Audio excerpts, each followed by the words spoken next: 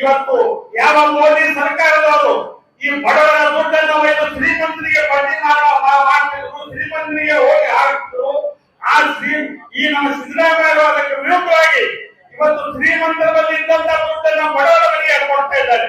ಇವತ್ತು ನಾವು ನೋಡ್ತಾ ಇದ್ದೀವಿ ಭಾರತೀಯ ಜನತಾ ಎಲ್ಲ 5 ಗ್ಯಾರಂಟಿಗಳಲ್ಲಿ ಇವತ್ತೇನಪ್ಪ ಅಂದ್ರೆ ಎಲ್ಲಾ ಜನರಿಗೆ ಇವತ್ತು ಪುಕ್ಕಟೆಯಾಗಿ ಹಾಕಿ ಕೊಡ್ತಕ್ಕಂಥ ಚುನಾವಣೆ ಪೂರ್ವದಲ್ಲಿ ಯಾವುದೇ ರಾಜಕಾರಣಿಗಳು ಯಾವಾಗಲೂ ಭಾಷಣ ಕೊಟ್ಟು ಏನಾದ್ರು ಆಶ್ವಾಸನೆ ಕೊಟ್ಟು ಹೋಗ್ತಕ್ಕಂಥದ್ದು ಬಹಳಷ್ಟು ಜನ.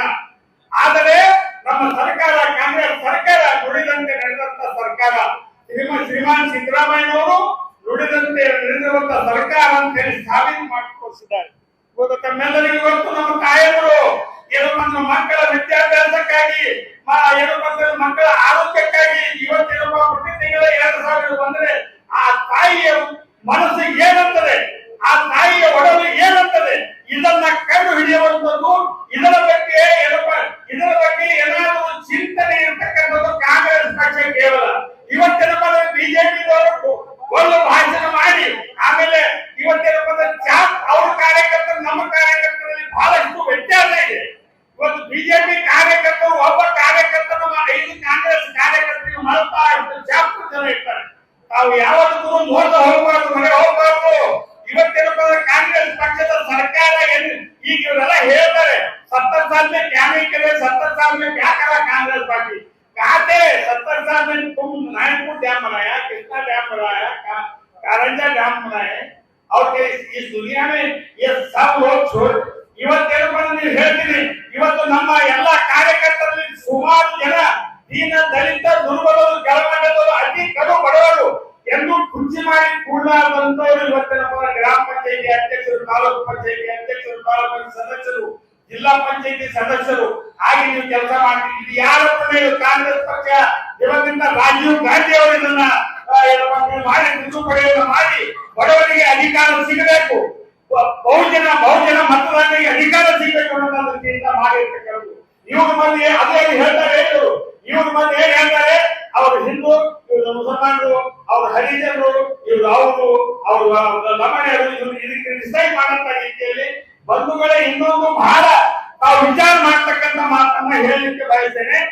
ಬಂಧುಗಳೇ, ಇವತ್ತು ನಮ್ಮ ಪ್ರಚಾರದ ಮೂಲಕ ನಾವು ನಿಮ್ಮನ್ನ ನಮ್ಮ ಸರ್ಕಾರ ಮಾಡಿರ್ತಕ್ಕಂಥ ಸರ್ವ ಕೆಲಸಗಳನ್ನು ಮುಂದಿಟ್ಟುಕೊಂಡು ತಮಗೆ ಏನೇನು ಸಹಾಯ ಮಾಡಿದಂತ ಹೇಳಿದ್ರೆ ನಿಮ್ಮ ಮನವರಿಕೆ ಮುಟ್ಟುವಂತ ರೀತಿಯಲ್ಲಿ ನಾವು ಹೇಳ್ತೇವೆ. ಆದ್ರೆ ಬಿಜೆಪಿಯವರು ಹಂಗಲ್ಲ. ಬಿಜೆಪಿಯವರು ಏನಪ್ಪಾ ಅಂದ್ರೆ ಮನೆಗೆ ಒಂದು ಏನಾದ್ರು ತಗೊಂಡು ಹೋಗಿ ತಮ್ಮ ನಿಶಾನೆ ತೋರಿಸಿ ಮನೆಯಲ್ಲಿ ಜನರಿಗೆ ಮೋಸ ಮಾಡ್ತಕ್ಕಂಥ ಕೆಲಸ ಮಾಡ್ತಾರೆ. ದಯವಿಟ್ಟು ಯಾರು ಅದನ್ನ ಕಿವಿಗೊಡಬೇಕು. ಕಾರಣ ನೀವೆಲ್ಲ ಮುಖಂಡರು, ನೀವು ವಿರೋಧದಲ್ಲಿ ಹೇಳಕ್ಕೆ ನಿಮಗೆ ನೈತಿಕ ಹೇಳಂಗೆ ನೈತಿಕವಾಗಿ ತಾವು ಹೇಳೋರು 5 ಗ್ಯಾರಂಟಿಗಳ ಮೂಲಕ ತಾಯಂದಿಗೆ ಕೇಳ್ರಿ.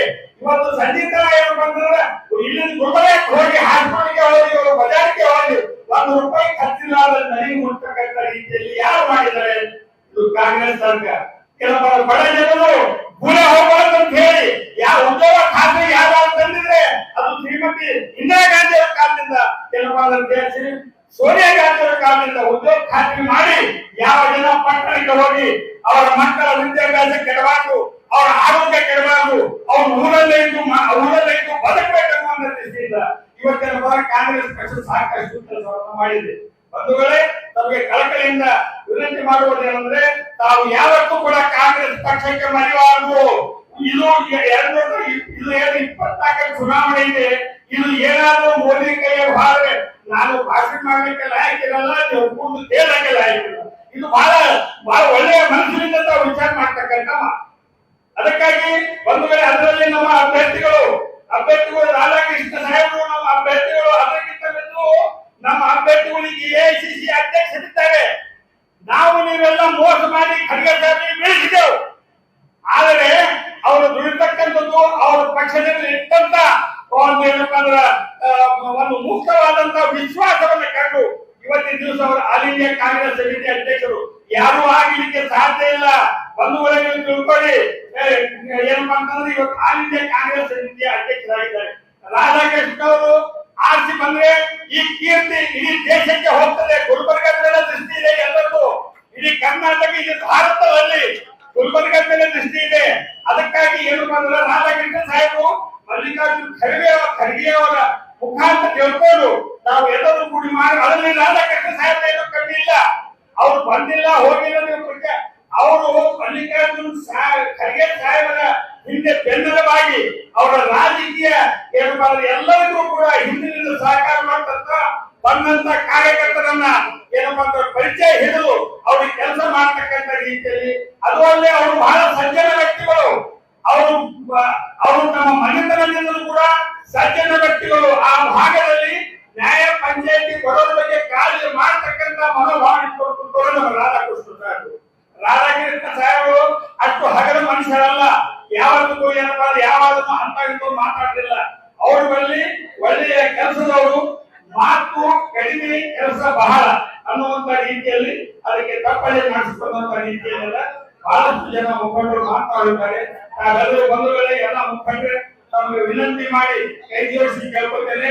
ಇವತ್ತೇನಪ್ಪಾ ಅಂದ್ರೆ ಕಾಂಗ್ರೆಸ್ ಪಕ್ಷಕ್ಕೆ ರಾಧಾಕೃಷ್ಣ ಸಾಹೇಬರಿಗೆ ಮತ್ತು ಹಸ್ತಕ್ಕೆ ಹಸ್ತ ಹೇಳಬೇಕು. ಯಾವತ್ತೂ ಮನೆಯಲ್ಲಿ ಎಲ್ಲರಿಗೆ ಹಸ್ತಕ್ಕೆ ಮತ ಹಾಕಬೇಕು ಅನ್ನುವಂತ ರೀತಿಯಲ್ಲಿ ತಾವೆಲ್ಲ ಕಣಕಳಿಂದ ಹೇಳಬೇಕು ಅಂತ ಹೇಳಿ ನಾನು ಕೇಳ್ಕೊಳ್ತಾ ಇದ್ದೇನೆ. ನಮ್ಮ ಪ್ರಿಯಾಂಕಾ ಖರ್ಗೆ ಸಾಹೇಬ್, ರಾಧಾಕೃಷ್ಣ ಸಾಹೇಬರಿಗೆ ನಾನು ವಿನಂತಿ ಮಾಡ್ಕೊಳ್ತೇನೆ. ನಾವು ಸಂಕಲ್ಪ ಮಾಡ್ತೇವೆ.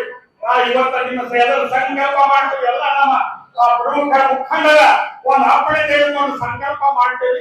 ನಮ್ಮ ಜೇವರ್ಗಿ ತಾಲೂಕಿನಿಂದಲೂ ಕೂಡ ನೇರ ಕೊಡ್ತೇವೆ. ನಮ್ಮ ಅಂದೋಲ ಸರ್ಕಲ್ ಕೂಡ ತಮಗೆ ಒಳ್ಳೆಯ ಒಂದು ಲೀಡರ್ನ ಕೊಡ್ತೇವೆ ಅನ್ನುವಂತ ಸಂಕಲ್ಪ.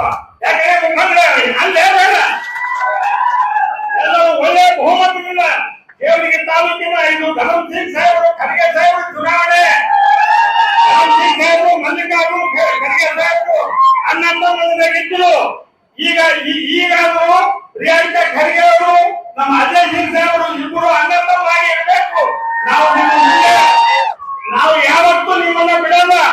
ನಾವು ಸತ್ರೆ ಹೋಗ್ಬೇಕಷ್ಟೇ. ಏನಪ್ಪ ಆ ಕಡೆ ಈ ಕಡೆ ಹೋಗೋದು ಇವೆಲ್ಲ ನಮ್ ಜಯಮಾನ ಇಲ್ಲ.